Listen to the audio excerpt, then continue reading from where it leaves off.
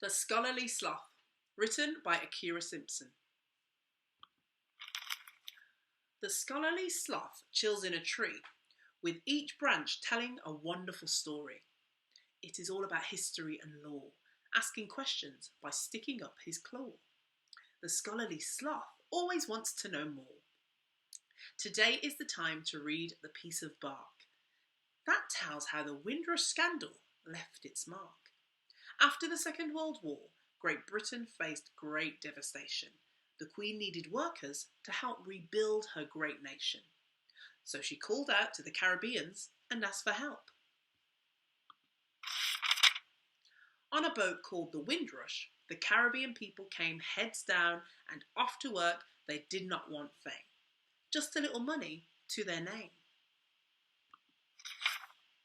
They worked and worked and worked away, saving their money for a rainy day. They brought joy, music, and a parade, which gave colour, sound, and dance moves for days. But one day, the government stepped in and said, all you Caribbeans will be sent home if you don't check in and ring the Home Office telephone. Lots of Caribbeans got the right to stay, but some were sent back as they needed lawyers and were too poor to pay. Banned from legal aid during these times, but despite these worrying rhymes, the media, with help from victims and their families, raised a storm, making the government realise diversity and inclusion must be the norm. We celebrate equality and diversity in our community, the differences between you and me. We are all the same within our hearts, despite having different starts.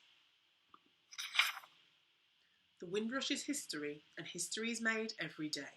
The Windrush is all about having the right to stay. We thank the Windrush generation for their courage in search of a new nation, their work ethic and sheer dedication. The scholarly sloth has learnt from the bark the story of how the Windrush scandal left its mark. He wants to know more and finds out the answers by sticking up his claw.